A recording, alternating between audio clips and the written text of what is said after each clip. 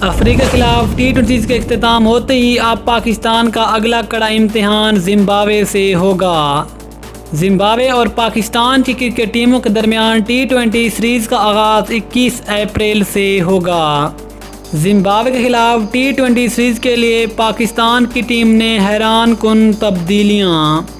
افریقہ کے خلاف middle order میں ناکامی کے بعد زمبابوے کے خلاف پاکستان کی ٹیم نے بڑی تبدیلیوں کا امکان ہے۔ آخرکار پاکستان کی ٹیم میں کون سی بڑی تبدیلیاں ہوں گی، مکمل تفصیل اس ویڈیو میں، لیکن مزید آگے بڑھنے سے پہلے اگر آپ چینل پر فرسٹ ٹائم ہیں، چینل کو سبسکرائب کر کے ساتھ میں گھنٹی کے بٹن کو دبا دیں تاکہ کرکٹ سے جڑی تمام تر خبریں کا شیڈول آپ کو سب سے پہلے جہاں پر ملتی رہیں۔ السلام علیکم، ویلکم ٹو حسین سپورٹس۔ آپ کو تفصیل سے آگاہ کرتے چلیں کہ پاکستان کا دورہ جنوب افریقہ اپنے اختتام کو پہنچ گیا ہے۔ اب پاکستان کا اگلا زبردست ٹاکرا زمبابوے سے ہوگا، جہاں دونوں ٹیموں کے درمیان پہلا ٹی20 میچ 21 اپریل کو کھیلا جائے گا، اور زمبابوے کے خلاف ٹی20 سیریز کے لیے پاکستان کی ٹیم میں بڑی تبدیلیوں کا امکان ہے۔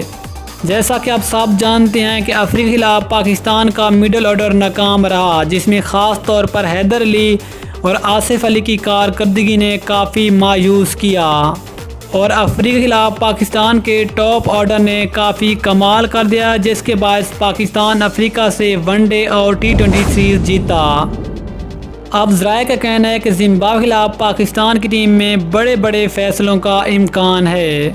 زمبابوے کے خلاف ٹی20 سیریز کے لیے پاکستان کی ٹیم میں سے حیدر علی اور آصف علی کو مکمل طور پر ریسٹ دیے جانے کا امکان ہے، جبکہ ان کی جگہ پاکستان کے سینئر بیٹسمین سرفراز احمد کو دوبارہ سے پاکستان کی ٹیم میں شامل کیا جائے گا، اور سرفراز احمد مڈل آرڈر میں آ کر پاکستان کی ٹیم کو سنبھالیں گے۔ اس کے علاوہ پاکستان کے ایک اور ینگ بیٹسمین دانش عزیز کو بھی ایک اور موقع ملنے کا امکان ہے۔